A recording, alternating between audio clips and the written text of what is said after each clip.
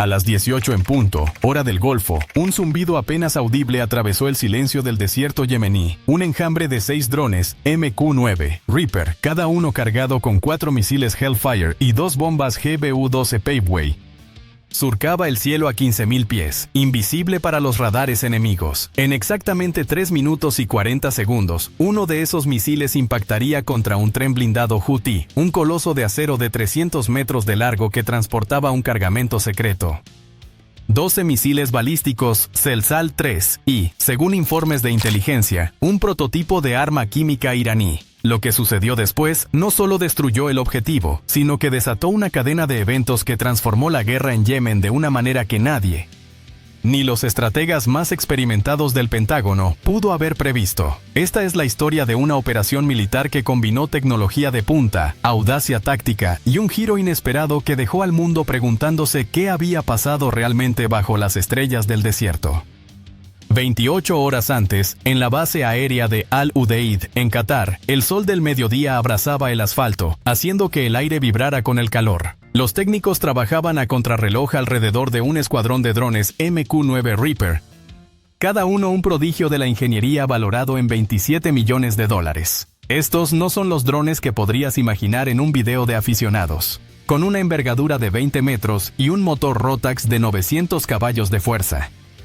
Cada Reaper puede volar durante 27 horas sin repostar, cargando hasta 1.700 libras de armamento letal. Los equipos revisaban cada sistema con precisión quirúrgica, cámaras infrarrojas FLIR, sensores multiespectrales, enlaces satelitales que conectaban los drones con una sala de control en Creech Air Force Base, Nevada, a 12.000 kilómetros de distancia. A las 20:45, el primer Reaper despegó, su zumbido grave resonando en la pista de 3.000 metros mientras ascendía al cielo nocturno.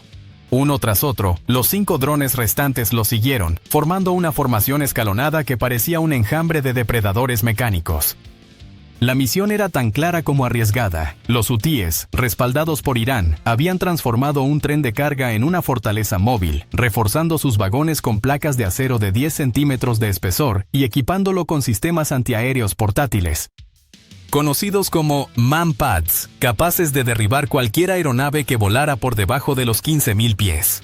Según inteligencia reciente, el tren transportaba 12 misiles balísticos Zelsal-3, cada uno con un alcance de 1.000 kilómetros y una ojiva de 600 libras. Suficiente para amenazar buques comerciales y militares en el Mar Rojo. Pero había algo más, algo que mantenía a los analistas despiertos por las noches. Informes fragmentados sugerían que uno de los vagones albergaba un prototipo de gas nervioso VX. Un arma química tan letal que una sola gota podía matar a una persona en minutos. Si ese cargamento llegaba al puerto Houthi de Al-Judaida, las consecuencias serían catastróficas. No había espacio para el error. Y el reloj corría en contra. Para garantizar el éxito, los Reaper no operarían solos. A las 21:30, 2 F-35 Lightning II despegaron desde el portaaviones USS Dwight D. Eisenhower, anclado en el Golfo de Adén, a 200 kilómetros de la costa yemení. Estos cazas de quinta generación son prácticamente indetectables, con un revestimiento de materiales absorbentes de radar que los hace parecer poco más que un pájaro en las pantallas enemigas. Sus radares AESA, capaces de detectar objetivos a 200 kilómetros, escaneaban el cielo en busca de cazas hutíes, drones suicidas o cualquier amenaza inesperada. Al mismo tiempo, un avión E-3 Sentry AWACS orbitaba a 30.000 pies sobre el Mar Rojo, su cúpula giratoria captando cada señal electrónica en un radio de 500 kilómetros. El AWACS era el cerebro de la operación, coordinando cada movimiento como un director de orquesta en una sinfonía mortal. Pero no estaba solo. Un RC-135 Rivet Joint, un avión de inteligencia electrónica, volaba a 20.000 pies, absorbiendo cada emisión de radio y radar en la región, desde frecuencias militares hasta señales de teléfonos móviles hutíes. Unas horas después, a la 1 de la madrugada, los Reaper cruzaron el espacio aéreo yemení. Volaban en formación escalonada, separados por 5 kilómetros para evitar ser detectados por los radares hutíes, que, aunque obsoletos, podían ser letales si lograban un bloqueo. En Nevada, los operadores de los drones, sentados en salas climatizadas frente a pantallas de alta definición, observaban imágenes en tiempo real del desierto.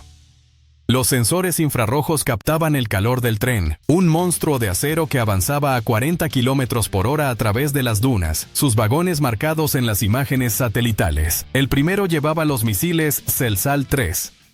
El segundo, sistemas de comando y control, y el tercero, el misterioso cargamento químico. Los operadores ajustaban los controles con precisión milimétrica, sabiendo que un solo error podía permitir que el tren alcanzara su destino. Cada dron estaba programado para atacar desde un ángulo único, asegurando que al menos un misil Hellfire acertara en el vagón principal. A las 1:45, los F-35 detectaron una señal preocupante.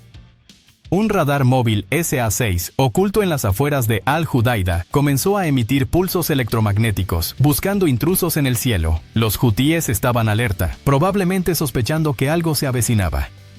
En menos de 10 segundos, los pilotos de los F-35 transmitieron las coordenadas a un par de FA-18 Super Hornets que orbitaban a 20.000 pies, cada uno armado con 2 misiles AGM-88 HARM. Estos misiles, diseñados para destruir radares, son implacables, aceleran a Mach 2.5 y pueden acertar un objetivo con una precisión de 3 metros. Uno de los pilotos apuntó, y el HARM salió disparado, surcando el cielo como un relámpago. 15 segundos después, una explosión iluminó el horizonte, reduciendo el radar SA-6 a un montón de metal retorcido. Los hutíes quedaron ciegos, incapaces de detectar los drones que se acercaban a su presa. Mientras tanto, los Reaper ajustaban su trayectoria. Cada dron estaba equipado con sensores FLIR que permitían a los operadores en Nevada ver el tren como si fuera de día.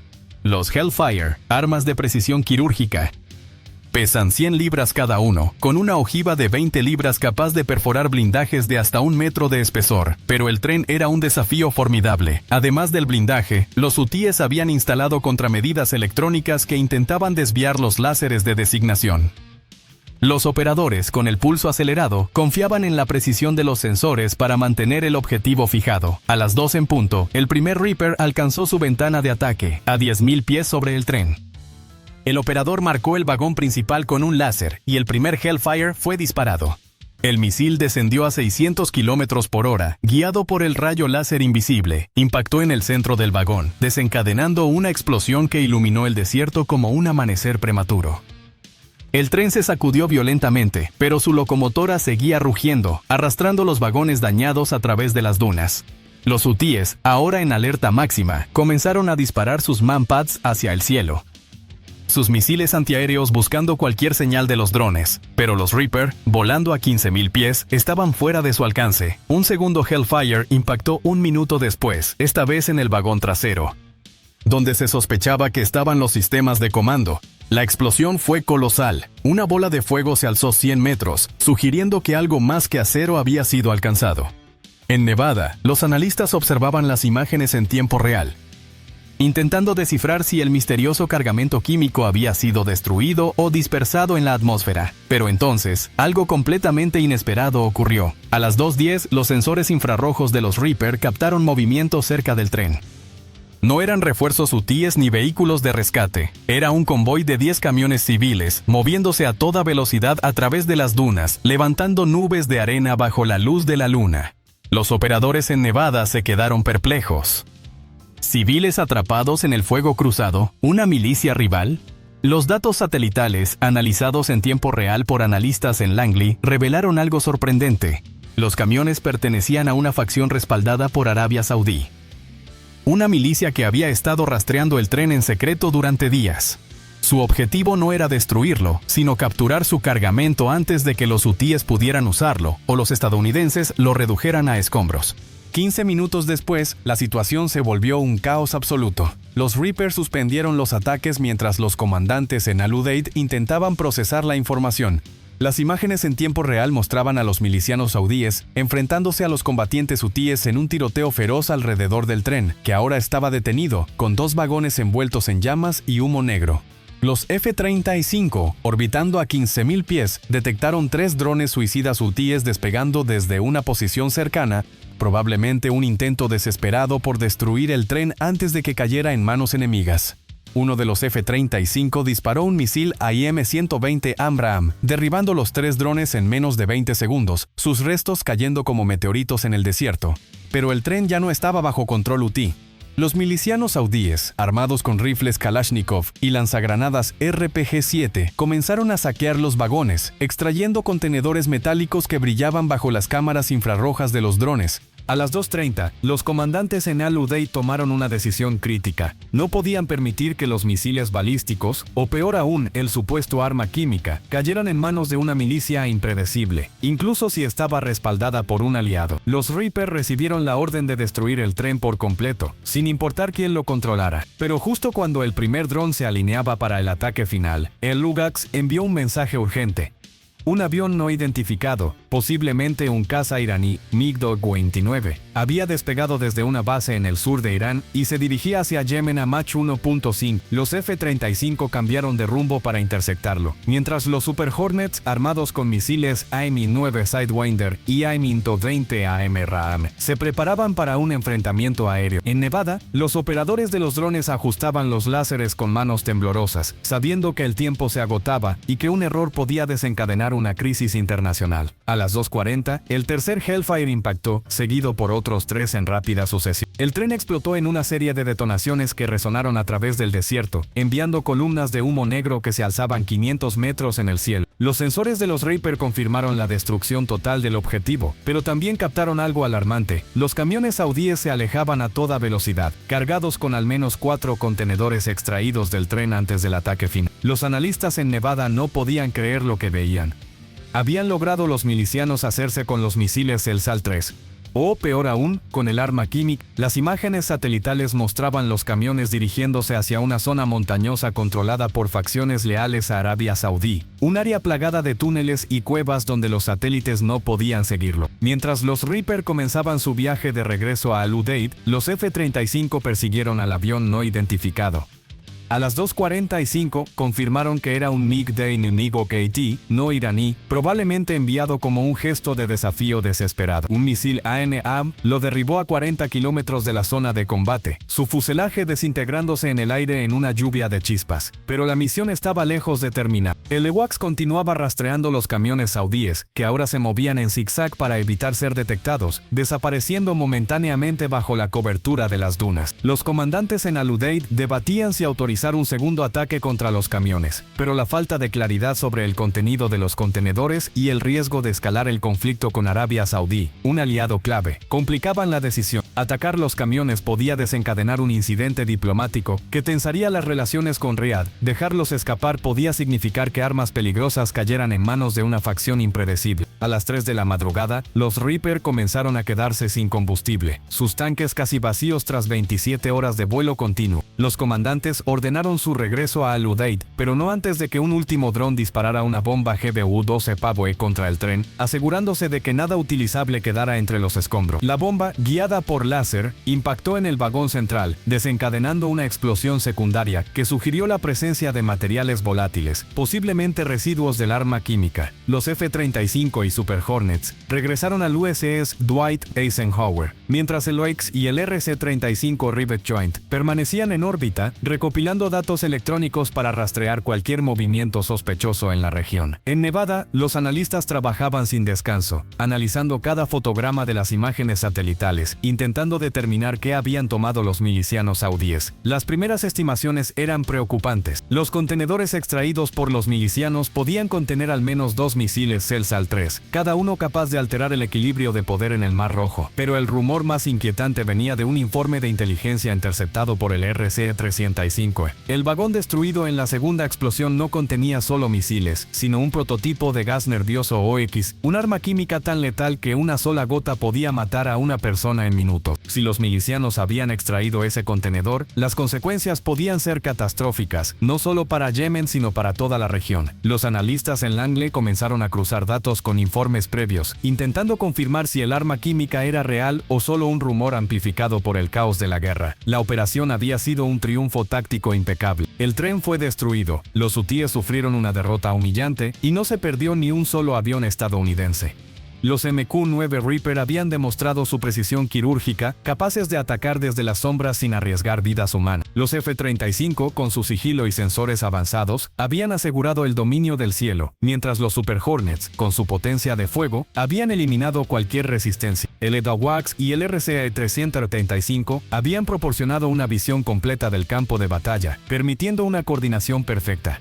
Pero el giro inesperado con la milicia saudí lo cambió todo. En cuestión de horas, la noticia del ataque se filtró a los medios internacionales, y los titulares comenzaron a especular sobre el cargamento del tren. Algunos mencionaban misiles balísticos, otros, más sensacionalistas, hablaban de armas químicas. Los hutíes emitieron un comunicado prometiendo venganza, acusando a Estados Unidos y Arabia Saudí de conspirar contra ellos. Riad, por su parte, negó cualquier conexión con los camiones, insistiendo en que eran actores independientes sin vínculos con el gobierno saudí. En el Pentágono, los generales revisaban cada detalle de la misión, conscientes de que la destrucción del tren podría haber abierto una caja de Pandora. La operación, bautizada internamente como Lanza del Desierto, había sido planeada durante meses, con inteligencia recopilada por agentes en el terreno, satélites espía y escuchas electrónicas, pero nadie había previsto la intervención de la milicia saudí, un factor que complicaba el cálculo estratégico. Si los milicianos usaban los misiles del SAL-3 contra los hutíes, podían fortalecer la posición de Arabia Saudí en la guerra, pero también aumentar las tensiones con Irán, que vería la captura como una provocación directa. Si, por otro lado, los contenedores contenían el arma química, las consecuencias podían ser aún peores. Un grupo sin lealtades claras con acceso a gas nervioso podía desestabilizar toda la región, desde el Mar Rojo hasta el Golfo Pérsico. A las 4 de la madrugada, mientras los Reaper aterrizaban en Al-Udeid, los comandantes recibieron un informe actualizado del RC-35.